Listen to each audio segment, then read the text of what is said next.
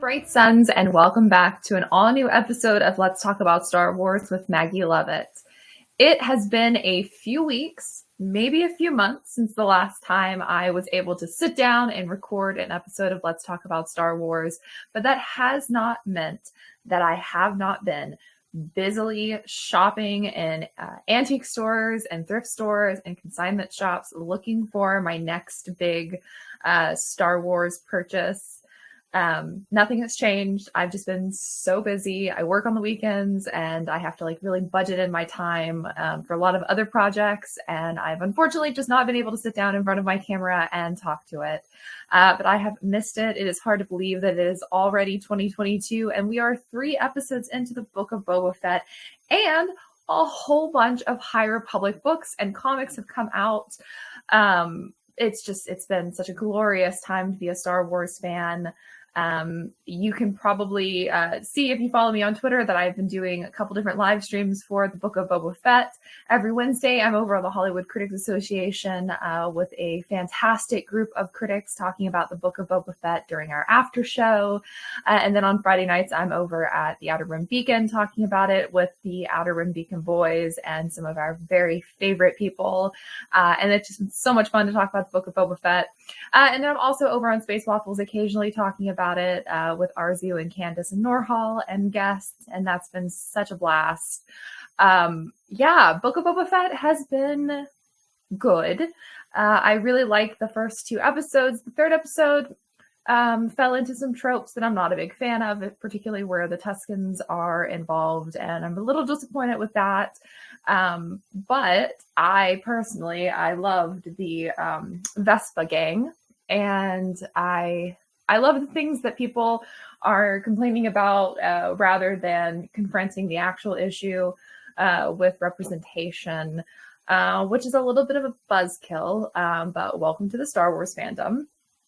And there's been some really great articles written about the whole way that the Tusken storyline was handled. So if you're looking for something about that, head over to IO9 and you can read Jordan Mason's really fantastic article about the Tuskens and that storyline. I highly recommend that you read that.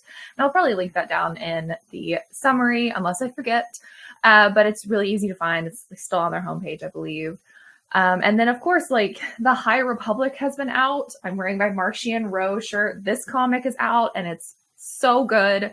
I got way into literary analysis with the Eye of the Storm comic by Charles Soule and talking about some of my favorite kind of literary allusions. So you can head over to Your Money Geek to read that review. I'm very proud of it. I wrote way too many words about Martian Row, and I just genuinely really love this character. I know people are still working their way through the Fallen Star, so I am not going to spoil anything that happens in this book. But things happen in this book. Particularly, I'm just going to ignore the sad stuff and just focus on the Martian Row stuff, which really amused me, and I cannot wait to talk about that with a little more depth. This book was, those parts of the book were really good. I really need some more Martian Row in my life though. And then of course, Midnight Horizon and Justina Ireland's book come out a little bit later on. I've already read both of them. Very good. And I will eventually get reviews up for both of those, but I'm waiting a little bit because Justina's book went up early on Kindle, so people have been able to read it, but it's not officially out in the mass market. Same with Daniel Jose Older's. His book is not out yet, even though review embargoes have lifted. So I'm just giving people time to actually get their hands on the book and to read that before I talk about those with any depth. And then, The Mandalorian is never too far behind. Shout out to Disney Books for sending this to me. It is the junior novelization of season 2. If you're looking for a book that is pretty much verbatim everything that happened on the screen without really any deviation or added depth, then this is the book for you. It's basically exactly what you see on the screen.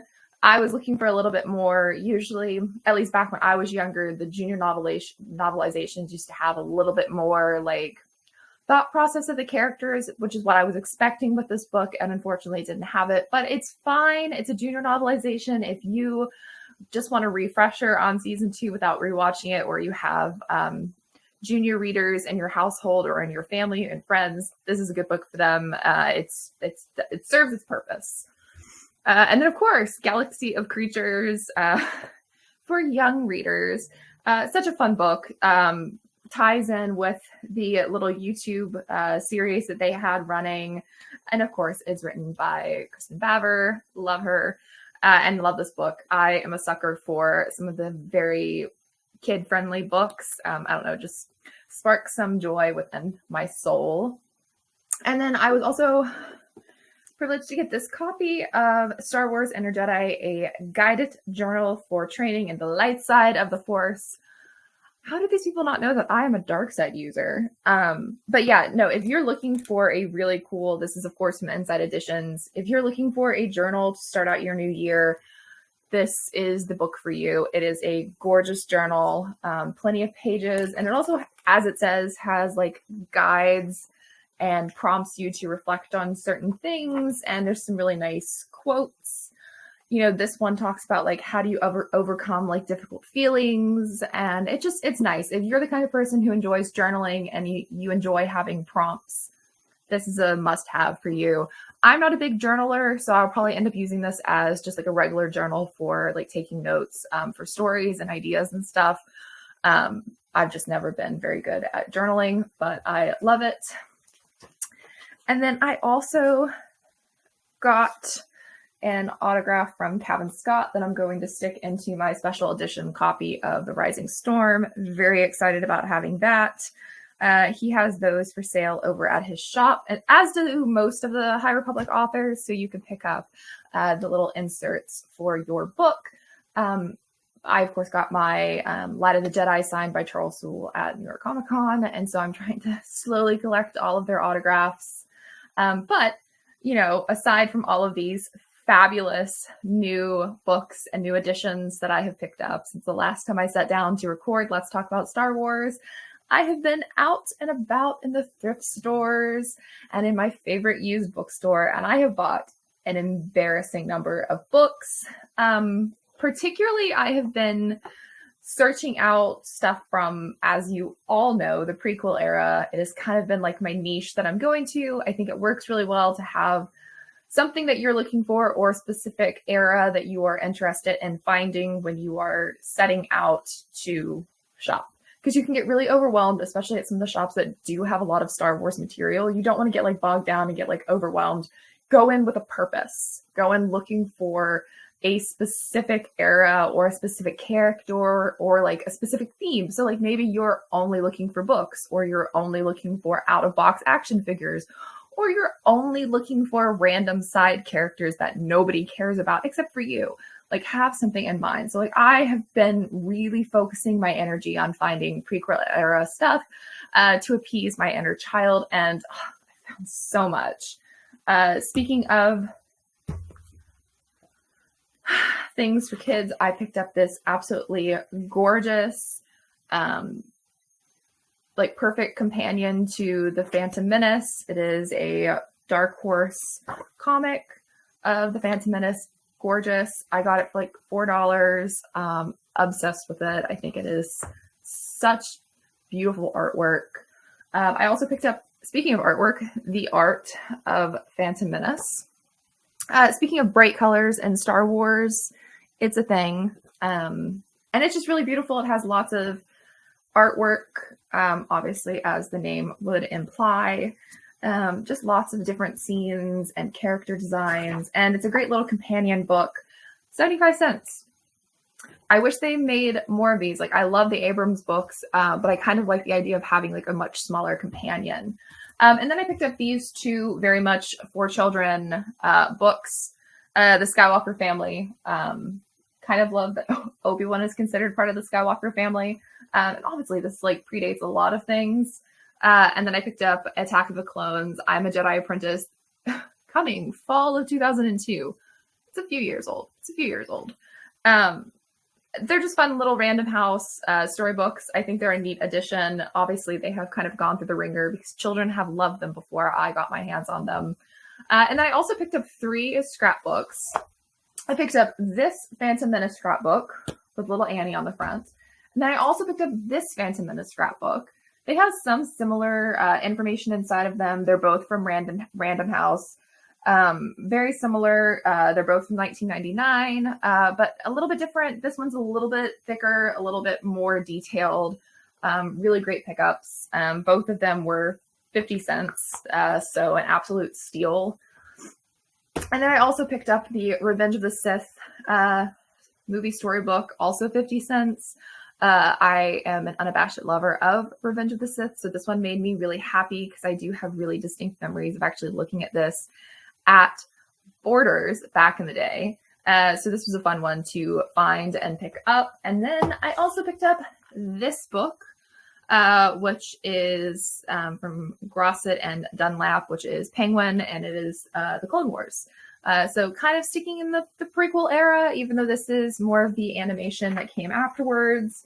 And it's also full of just beautiful kind of scene descriptions and talking about some of the construction of the scenes and, you know, quotes. And it's also for kids. And since I'm a kid, it suits me perfectly. But that being said, while I do go out of my way to look for prequel era stuff when I'm out, I do find myself drawn to some things from the original trilogy, particularly if they are vintage.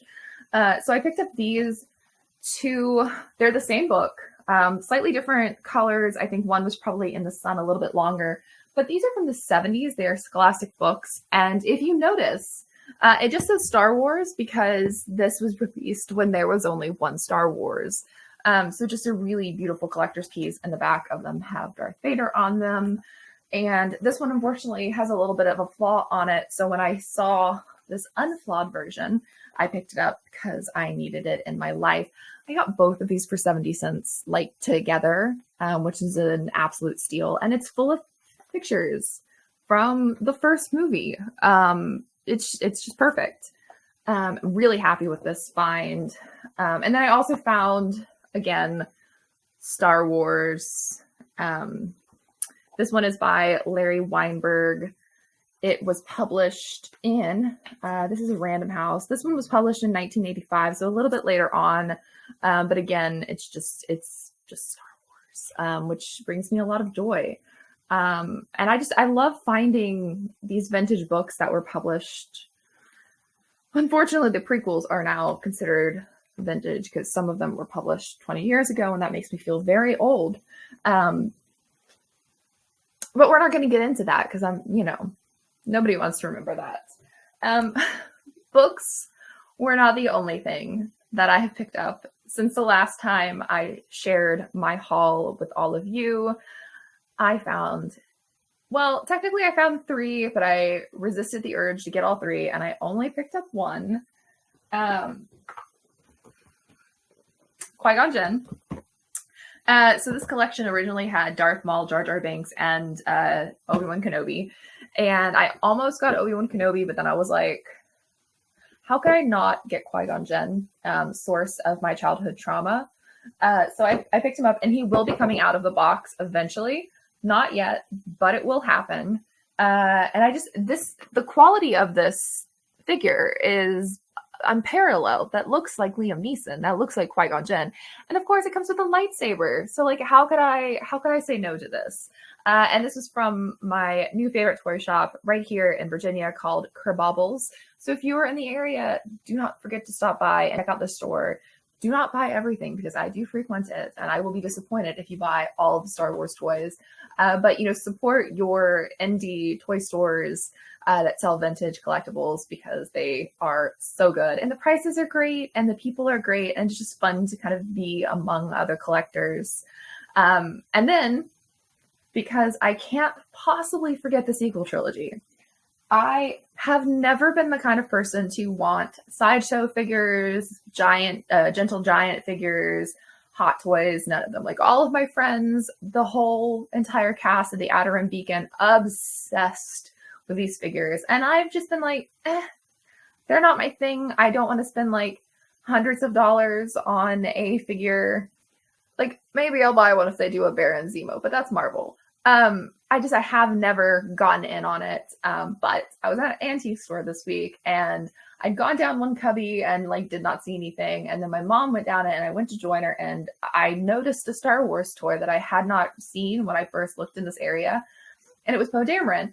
And it was a gentle giant figure for $25. So I bought him.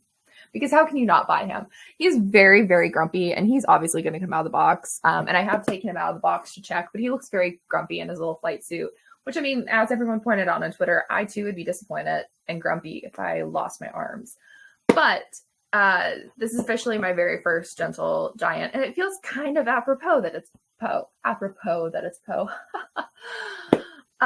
So this is going to be going on my shelf. I do have a Poe figure, one of the die-cast fancy ones from the Disney shop, rest in peace, that he will probably go next to. I am starting to run out of space on my shelf, so I have to like get creative with things, especially with the High Republic's ever-growing collection of books and my ever-growing collection of vintage books.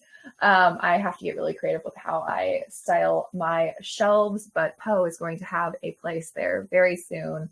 And, you know, honestly, Qui-Gon Jinn might go next to my oversized Rey and Ben. I wonder how he would feel about Ben Solo. There's a line of thought. What would he think about Ben Solo? He'd get along with Rey. Confident that he'd get along with Rey. But Ben Solo, Qui-Gon Jinn, how would you feel? How would you feel? That the Jedi all abandoned him? Me too. Anyways, I just wanted to jump on. I didn't want to make like an hour-long video because I definitely could, because there's just been like so much Star Wars stuff, from Crimson Reign to Eye of the Storm to the mainline Star Wars comics to the High Republic comics to the High Republic Adventures to Monsters of Temple Peak that just finished last year to the Book of Boba Fett to casting news that we've gotten for Ahsoka. And oh my gosh, there's just so much stuff. And, you know, we're probably, you know, a few months away from getting Kenobi and Andor and all of this really cool stuff. And then like, is Star Wars Celebration happening? There's so much stuff happening right now. As a Star Wars fan, it's a little overwhelming. So I thought I would just, you know, give a little overview, tell you what's been going on, you know, show off some of my fun stuff that I have found. And, you know, ask you, have you found anything cool? Have you been able to, you know, go to thrift stores or antique shops or consignment shops or even eBay? Have you found any really cool Star Wars stuff? Do you have the golden egg that you're looking for, that you're like desperate to find somewhere? Leave a, you know, comment down below and let me know what you're looking for when you're going out searching for vintage Star Wars stuff. Until the next time I'm able to record, I hope that you all have a very lovely and safe winter and that you enjoy the High Republic, even if it breaks your heart into the Nile are still right, even if they kill people we love. I still support the Nile. Marcy and Ro, my love. But until next time, I'm sure I'll see you on one of my live streams or over on Twitter. Stay cool and may the Force be with you.